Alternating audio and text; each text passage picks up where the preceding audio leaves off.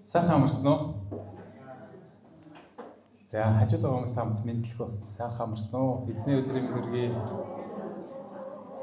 бид нэр ойрдоо нэг үгийг бас их хэлээгүй юм байна. Есүсийн нэрээр Христийн хайраар та хайртай шүү гэж хэлдэг юм байна. Учир нь Христ биднийг маш агуу хайраар хайрлсан юм. Амин. Тэр биднийг ямарч болцоод нөхцөл тавилгүйгээр хайрлсан. Тэр нэгүслэр биднийг хайрлсан. Тийм болохоор бид нар энэ амьдрал дээр энэ дэлхий дээр урам зоригтой амьдардаг баг. Хайрлагдсан хүн ямар амьдардаг вүлээ? Баяр хөөртэй, талархалтай, тий? Урам зоригтой яг ингэж амьдардаг баг. За хажуудаа байгаа хайрлагдсан хүнийг нэг хараарай. Энэ бол Бурхны хайрлагдсан үн цэнтэй бүтээл юм аа. Амен. Үн цэнтэй бүтээл шүү. Үн цэнтэй бүтээл. Тэгээ бид нар ингээд 7 хоног бол ингээд хамтдаа цуглаад тий түүний нэрээр хамтдаа цуглаж байгаа нь үнэхээр ивэл энэ ерөөл байна. За өнөөдрийн үгийн маань хэсэг юу вэ? Луг номны 10 дугаар бүлэг тийм үү? За 10 дугаар бүлгээс бид нар ингээд цуврал сургаалхаа 3 дугаархыг одоо үзчихье. 10-ын бүгдээрээ 17-оос эхлээд уншчихъя. Луг номны 10 дугаар бүлэг 17-оос эхлээд 20 хүртэл уншия.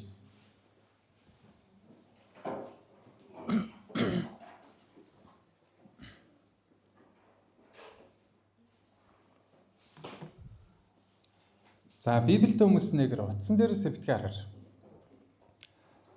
Луг номны 10 дугаар бүлэг 17-оос 20 дугаар эшлэл. За олсон бол амин. Хамтдаа 17-оос 20 дугаар эшлэл хүртэл уншъя. Мөнөөх 70 хүн баяртайгаар буцаж ирээд эзэн чөтгөрүүд хүртэл таны нэрээр иргэшэл тань орсон шүү хэмээхэд тэр тэдэнд би сатаныг тэнгэрээс аян гадал унахыг нь харлаа. Харагтун могоба хилэнцэд хорхоонуудад халдах дайсныг нь хамаг хүчээр дээгүр хэрх мэдлийг би та нарт өгсөн. Та нар юу ч хор учруулахгүй. Тэгсэн хэдий ч сүнснүүд иргэшээлд чинь орсон гэдэг та нар бүү баярл. Харин нэр чинь тэнгэрт бичигдсэн гэдэгт баярлагтун гэв. Амен. Амен. За юунд баярлаарай гэсэн бэ? Нэр чинь тэнгэрт бичигдсэн баярлагтун гэсэн. Амен. Энэ үнэхээр хамгийн гайхалтай баярт мэдээ байна. Тэгээ бид нар баярын мэдээг, сайн мэдээг бусад хүмүүст түгээдэг те. Тэгээ сүмдөө урьдаг. За тэгээд яадаг вэ гэхээр нөгөө хүн Есүс Христэд итгээд аврагдах үед түүний нэр амийн номонд бичигддэг. За энэ амийн ном нь ямар ном бэ гэхлээр за хамгийн энгийнээр хинч ойлгохоор илээ. Тэнгэрт байдаг Бурхны гар дээр байдаг тэр ном баг. Тэгээ тэр номон дээр нэр нь бичигдсэн хүн яах вэ? 10 сая төгрөгт бол. Тэр номон дээр нэр нь бичигдсэн хүн мөнгө, төгрөг, нэр, хүнд, алдар нэрээс илүүгээр мөн хамтаа болно. Амен. 10 сая төгрөг хотлоо шүү заяа. Биш шүү заяа. Харин тэр номон дээр нэр нь бичигдсэн хүн бол мөнхийн осод орох болно. Амен. Үүнийг Библи бичсэн. Эзэн хэлсэн баг. Тэгээ энэ талаар бүгдээр хар. Өнөөдрийн цуврал 3 дугаар сургаал маань болохоор үгийн сэдэв болохоор тэнгэрт бичигдсэн нэр шүү заяа. За энэ бол таны нэр байгаасаа гэж хүсэж байна. Тэгээд би танаас бас асуумаар байна. Таны нэр үнэхээр тэр тэнгэрт байгаа тэр амийн номонд нэр нь бичигдсэн үү? Бичигдсэн гэдэгт итгэж гин үү гэж би асуумаар байна. Амен. Зарим хүмүүс нэг одоо эргэлдэж байгаа тэр нэрээ яана. Байхгүй бол яана гэх. Тэгээ Библийг сайн судлах юм бол тэр амийн номноос нэрийг нь баллах талаар хүртэл бичсэн байдаг. Энэ сэрэмжлүүлэг баг. За тэгээд өнөөдрийн хэсгийг бүгдээрээ үргэлжлүүлэн хамтдаа харъя. За сургаал маань юу болж байгаа гэхээр 70 хүнийг Есүс Христ илгээсэн тий. Өөрөө очиж исэн газар болгондөө илгээсэн. Тэгээд тэр 70 хүмүүс очиод сайн мэдээг Есүс Христийн талаар тунхагласан. За тэгээд маш олон гайхамшгууд болсон талаар чи бичсэн. За хамтдаа 17 дугаар эшлэлээс харъя. Мөнөөх 70 хүн баяртайгаар буцаж ирээд эзэн чөтгөрөөд хүртэл таны нэрээр иргэшэл маань орсон шүү хэмээхэд гэсэн баг. За энэ эшлэлээс бүгдээрээ харъя. Есүс Христийн нэрээр явсан сайн мэдээд хараасан тунхагсан хүмүүс юу хийсэн бэ? Тэд нар сайн мэдээ тунхаглаад явж явах үед өвчтөө хүмүүст таарсан, тэ чөтгөрд эзэмдүүлсэн хүмүүст таарсан, морин сүнс тэ хийж байгаа маш олон ажлуудыг тэд Есүс Христийн нэрээр эсэргүүцсэн. Ингэсэн чинь тэр чөтгөрөөд хүртэл таны нэрээр иргэшээлд маань орсон шүү гэдэг тэр баяр хөөртэй ирсэн байна. Ойлгож байгаа юу?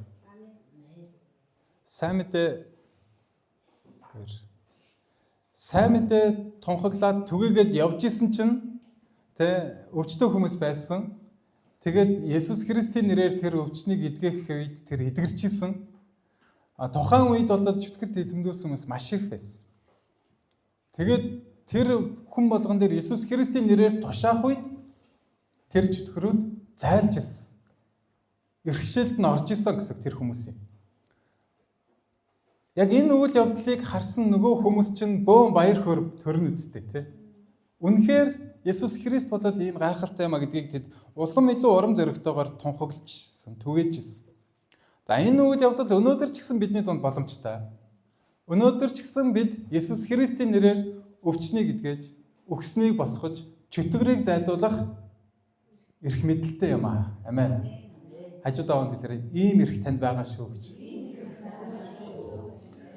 Амен. Гоё биш гэж юу? Нэг тоглолт үзэх эрх биш, тий? Энэ нэг зүгээр л нэг хэдэн төгрөгийн эрхийн бичиг биш. Энэ үнэхээр гайхалтай эрх юм шиг. Энэ эрхийг Есүс Христ өгсөн юм аа.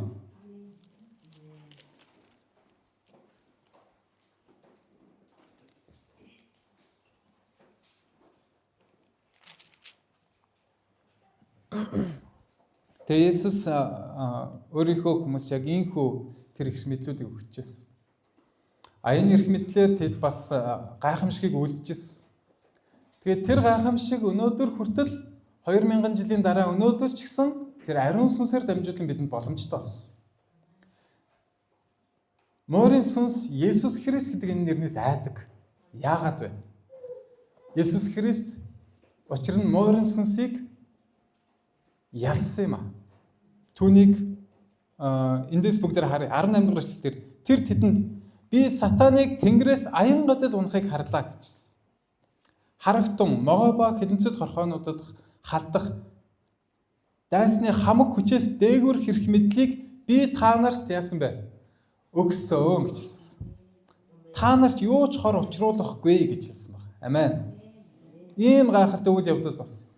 Тэгээд сайн мэдээ тараагаад газар бүр явж байгаад буцаад ирсэн тэр хүмүүс баяр хөөртэй ирсэн. За яагаад вэ гэхлээр тэд нар үнэхээр чөтгөрүүдийг хөөн зайлуулж тэднээс дээгүүр эрх мэдэл байгааг тэгээ Есүс Христийн тийм гайхалтай эрх мэдэл байгааг тэд нар мэдэрсэн учраас ийм баяр хөөртэй байсан.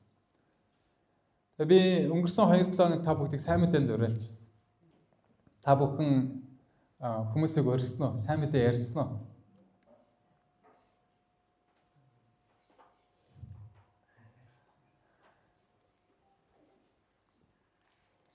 Энэ үед эзэн таны дээр ариун сүнсээр дамжуулан тэр гайхалтай эрх мэдлийг хүч чадлыг өгөх болно. Үүнийг хийх хэрэгтэй.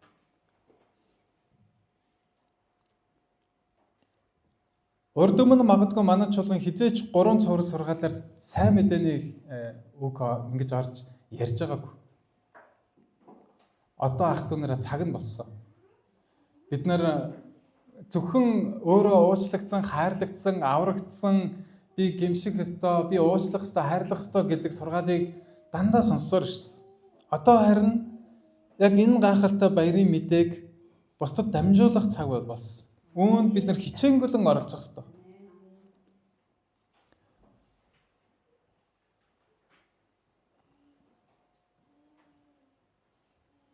Бид нар Есүс Христийн нэрээр муурын сүнсний тэр сатаны ажлыг таслах болно. Амен. Морин сүнсний ажил, сатаны ажил юу гэдэг вэ гэхээр бид нарыг санаа зовоолох, гомдох, уйтгар гонигтай байрах, бид нар юу гэж ярьдаг лээ? Зүрх сэтгэл хэцүү, тавгүй болох, эморох, энэ нөхцөл байдал морин сүнс биднийг урагддаг. Чиний амьдрал нэг л болохгүй байна гэдэг санаа бодлуудыг, сэтлүүдийг морин сүнс өгдөг. Ингээд түүнд бид нар ялагдахлаараа яадаг вэ гэхээр хэцүү байдал ордог. Тэгээд ямар нэгэн зүйлийг хийхгүй, урам зориггүй, Тэ бусдад гомддог, тундаг, уучлдаггүй яг ийм нөхцөл байдлууд үүсэж идэг. Харин эсвэргээр ариун сүнс бидэнд Иесус Христ бидэнд юу гэж хэлдэг вэ гэхээр бусдыг уучлал, хайрал, урам зоригтой, талархалтай бай, баяр хөөртэй бай, итгэл дүүрэн бай гэсэн. Урам зоригтой хийгээрээ тэмцээрээ ялаараа гэж хэлдэг байна. Амен. Тэгэхээр өөрөөр хэлбэл морин сүнсийг тэ ялах тэр дээгүүр хэрэг мэдлийг Христ бидэнд өгсөний адилаар бид нар тийхүү амьдрах ёстой. Морин сүнс ямар үед ялагддаг вэ гэхээр олон хүмүүс та хэн нэгэн сайн мэдээ яриа тэр хүн аврагдах үед Иесус Христэд итгэх үед морин сүнс ялагддаг. Хүмүүс морин сүнсний тэр хүлээснээс чөлөөлөгдөх үед тэр морин сүнс ялагддаг. Хүмүүс Иесус Христэд итгэх үед тэр ялагддаг. Өвчтөө хүмүүс Христийн нэрээр эдгэрэх үед тэр морин сүнс ялагддаг. Хүмүүс зүрх сэтгэл нь амар тайван болоод Христийн өмнө ирэх үед морин сүнс ялагддаг. Гэхдээ энэ бүгдийг хэн хийдэг вэ гэхээр нэр нь амийн номонд бичигдсэн хүмүүс хийдэг гэдэг. Амен. Таны талаар ярьж байгаа.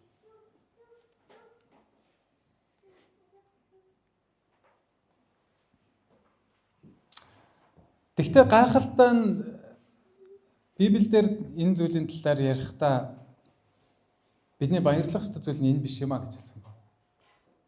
Уг нь бүгдээрээ бодоод төсөөлөе л доо. Нэг гаднаас нь харахад л мэдэгддэг чөтгөрт эзэмдүүлсэн те яг ингээд хиймтай ярьдаг ингээд аяг чөтгөрт эзэмдүүлсэн морин сүнсэнд эзэмдүүлсэн хэцүү хүн байна гэж бодъё. Та тэр хүн дээр очиод Иесус Христийн нэрээр ингээд тушаасан чинь нөгөө хүн цоо ирүүл болоо зүгээр болоод те тэгэн готлоо баяр хөөртэйгээр ирэл саруул болоод эзэнд итгэж гин гэж бодъё л доо. Энэ хэр баяр төвөл явдал вэ? Зүгээр л энгийн зүйл юм уу? Та нар бол нэг л гайхахгүй байх ч тийм. Энэ бол байдаг зүйл юм уу? Энэ бол баяр төвөл явдал шүү дээ тийм. Бид нар гайхаад, баярлаад, эзнийг алдаршуулад, халелуя гэж орилоод тийм. Ямар гайхалтай байх болоо? Чөтгөрийг зайлуулах үед. Гэтэл Библиэлд юу гэсэн мэтлэр 20 дугаар ишлэлийг хамтдаа харъя. Гисэн хэдий ч сүнснүүд иргэшээлд чинь орсон гэдэг та нар юу гэсэн бэ? Бөөм баяр биш ээ. Бүү баяр л гэж хэлсэн баг. 20 дугаар ишлэл дээр хэлсэн байхгүй. Гисэн хэдий ч сүнснүүд иргэшээлд чинь орсон гэдэг та нар бүү баяр л. Харин нэрс чинь тэнгэрт бичигдсэн гэдэгт баярлагдсан гэж хэлсэн. Амен. Энэ бол ингээл зүйл гэж хэлсэн яг үүндээ. Биднэрт байнгын тохиолдох ёстой зүйл гэж хэлсэн. Гэтэл бид нар ийм зүйл болох юм бол те түүнийг өстой хит их те бүр өөрийнх нь нэр тэнгэрт амийн номонд бичигдснээс илүүгээр баяр хөөр болгоод идэг. Гэхдээ яг үүндээ хамгийн баярлах баяр төвөл явдал бол таны нэр амийн номонд бичигдсэн л баярлах ёстой. Та мөнх амьтаа болсон баярлах ёстой. Амен. Та мөнх амьтаа болсон баярлах ёстой. Баярлж гин үү? Өнөөдөр амьдрал айгүй гоё сайхан байхгүй гэж болно шүү дээ. Тэ? Дандаа нэг хэрэгцээ гараад мөнгө санхүүгийн асуудал, ажил төрөл, карьер нэг сайн амжилттай байхгүй, нэр хүнд байхгүй ингээ амьдрчиж болно шүү дээ. Гэхдээ түүнээс илүүгээр бид нар юунд баярлах ёстой вэ гэхээр тэнгэрт миний нэр бичигдсэн баярлах ёстой юм аа. Амен.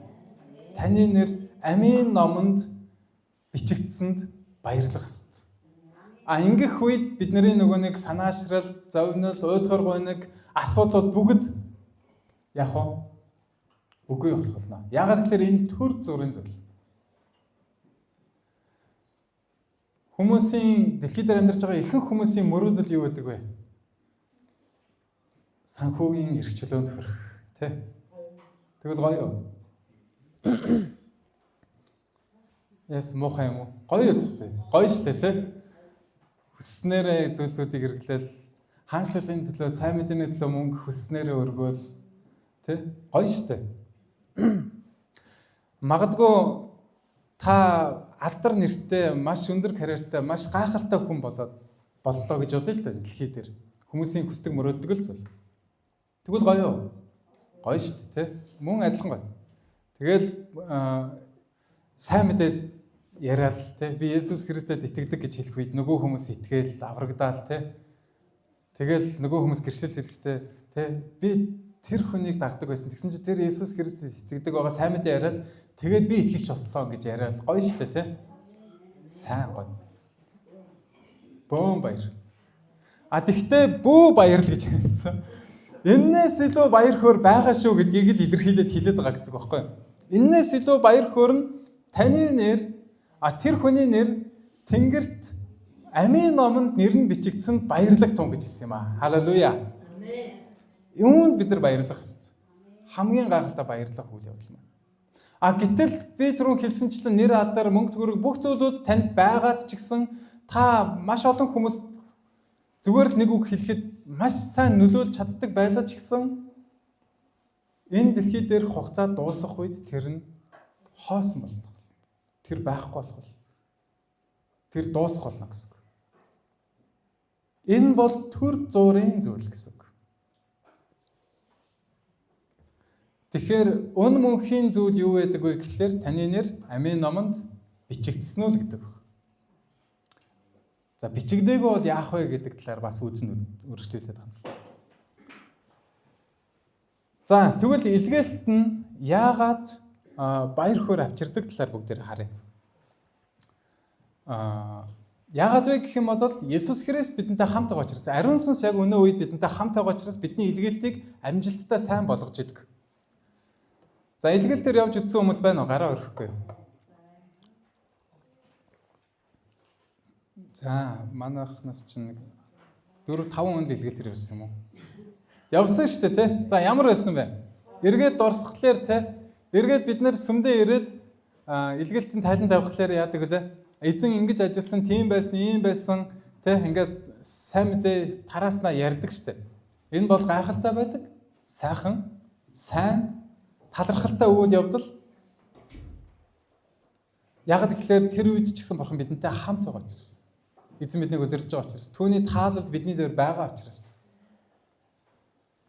Тэгээд яагаад сайн мэдээ тунхаглаад түгэж явхад баяр хөөр ирдэг вэ гэхлээр мөнхийн зүйлд оролцож байгаа учраас. Хэн нэгний аврал, хэн нэгний нэр амийн номонд бичигдэх гэж байгаа учраас тэр үйл явдал бид нар оролцож байгаа учраас баяр хөөртэй байхгүй юу? Амен. Энэ гайхалтай үйл явдал. За тэгвэл бүгдээрээ Даниэл номон дээрээс нэг ишлэлийг олж уншия. Даниэл номны 12 дугаар бүлэг. Даниэл 12-ийн 1-ээс 3. Даниэл номыг та бүхэн уншсан уу?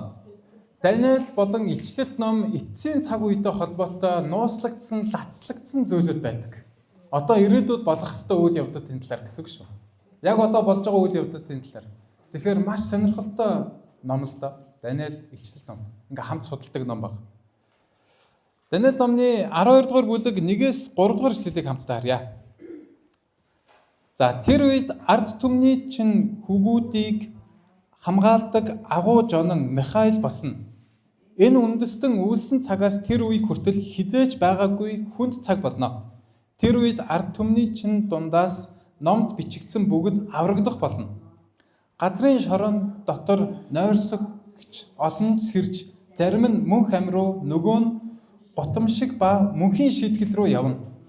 Хэрсүү ухаантнууд Тэнгэрийн мандлын гэлбаа шиг олныг зөвхт байдал авчрагчид од мэт үрд мөнх туяарах болно. Амен.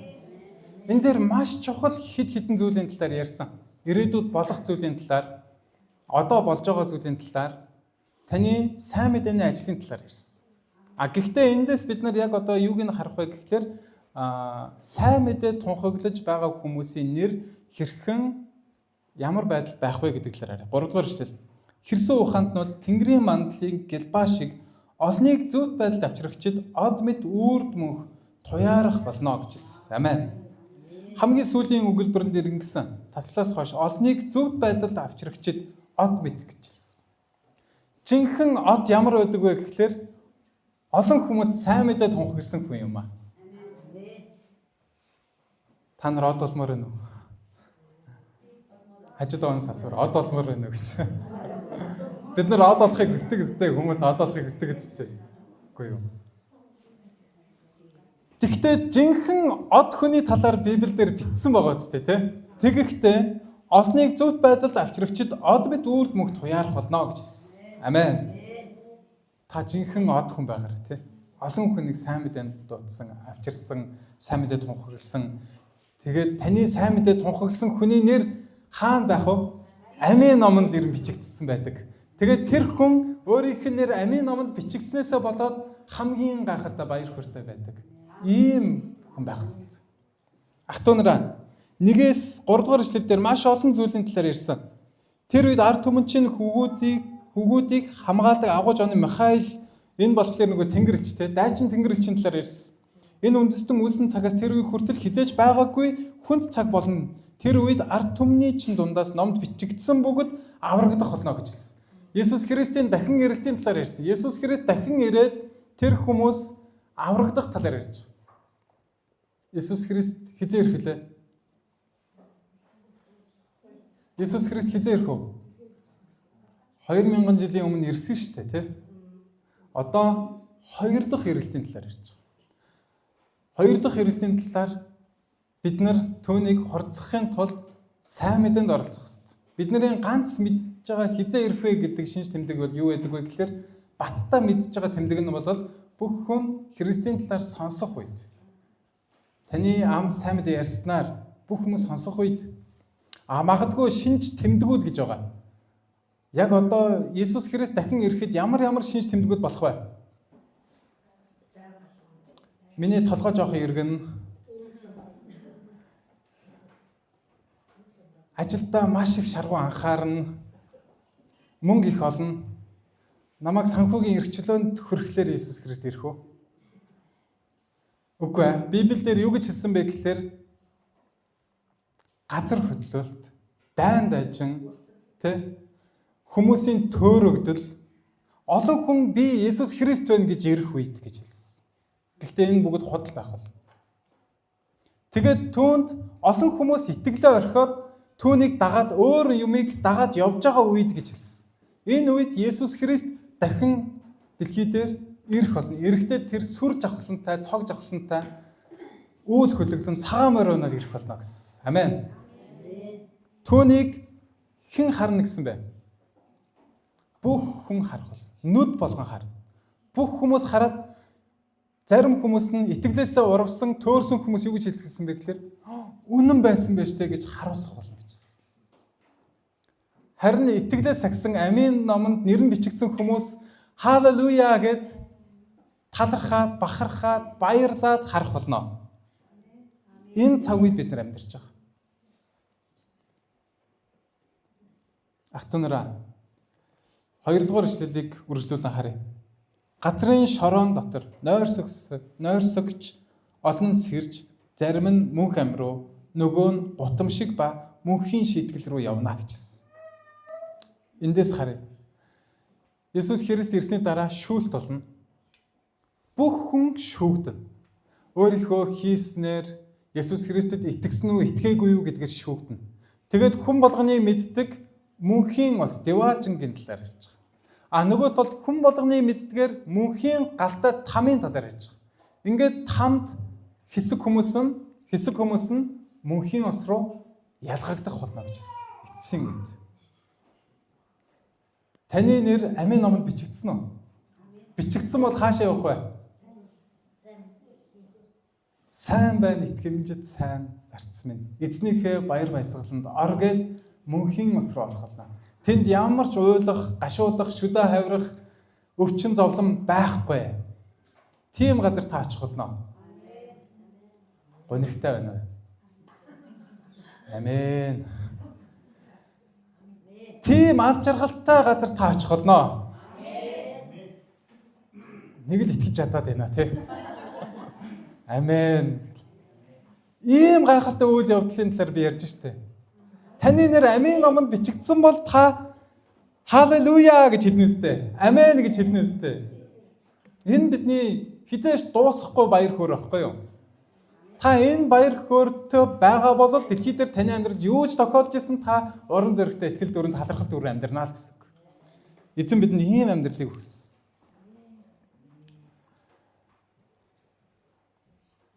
Энэ ишлэлийг үргэлжлүүлэн задлал маш олон зүйлүүдийн талаар ярьж болно. Дэлхийн төгсгөлийн талаар ярьж болно. Ирээдүйд болох үйл явдлуудын талаар ярьж болно.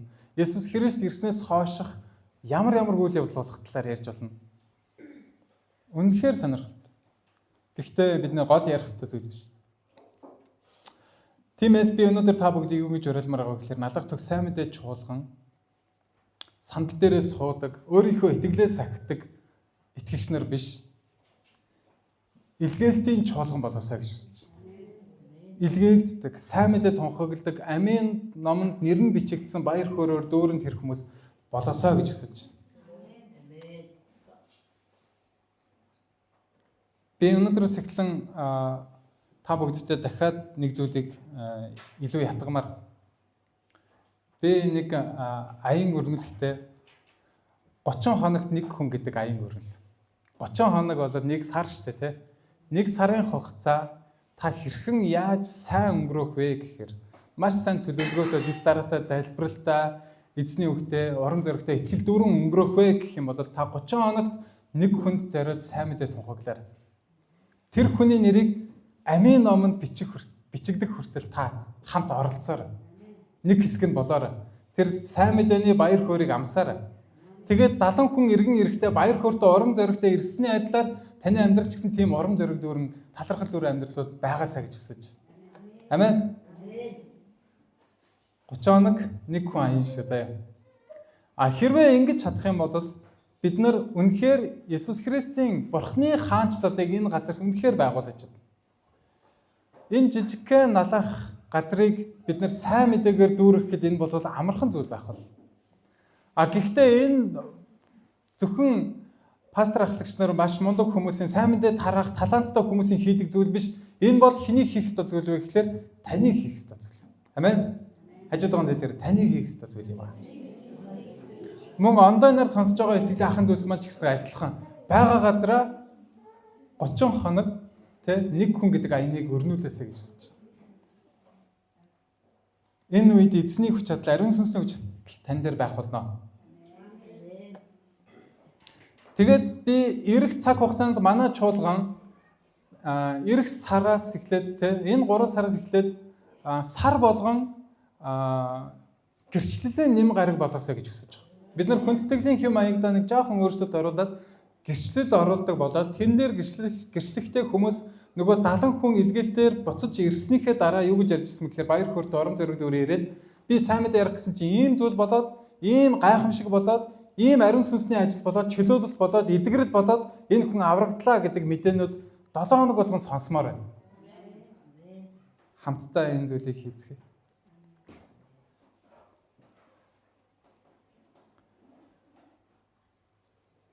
Өнөөдрөөс эхлэн магадгүй Монголд байгаагүй бүр дэлхийд байгаагүй зүйлийг манай чуулган бас хийх болно. Тэр нь юу вэ гэхээр өнөөдөр эсийн бүлгийн ахлагч нар, багийн ахлагч нартай бүгдээр нь уулзсан. Тэгэхээр яг энэ төлөвлөгөөний талаар би бас танилцуулъя гэж бодож байгаа. Урдчлаад би та бүгдэд бас хуваалцъя. Өнөөдрөөс эхлэн манай эсийн бүлэг болгон тусдаа нэг чуулган. Эсийн бүлэг болгон тусдаа чуулган болох болно. Тэр эсийн бүлгийн ахлагч болол танаас хүмүүийн пастор байх болно. Тэгээд тэр эсийн бүлгийн ахлагчтай яг чуулганаа хэрхэн өсгөж хүмүүжүүлэх сайн мэдээнд уриалгах талаар бүгдээрээ ингэж ханцууч шамлан сайн мэдээний төлөө орох болно. Ингээд чуулган маань эх цаг хугацаанд ариун сүнсний хүч чадлаар гайхалтай өсөх болно гэдэг тийм итгэл дүүрэн байна. Энэ зүйлийг хамтдаа хийцгээе. Тэгээ энэ хоосон зайнуудыг дүүргэцгээе. Сүм чуулганаа бүгдээрээ тэлцгээе, өргөжүүлцгээе. Энэ зааланд багтгаа байх үед эзэн бидэнд илүү гайхалтай том өргөөг өгөх болно. Тэ? Энэ зүйлүүдийг харж байгаа. Энэ зүйлүүдийн төлөө хамтдаа хийцгээе. Амен. Хамтдаа үйлчилцгээе.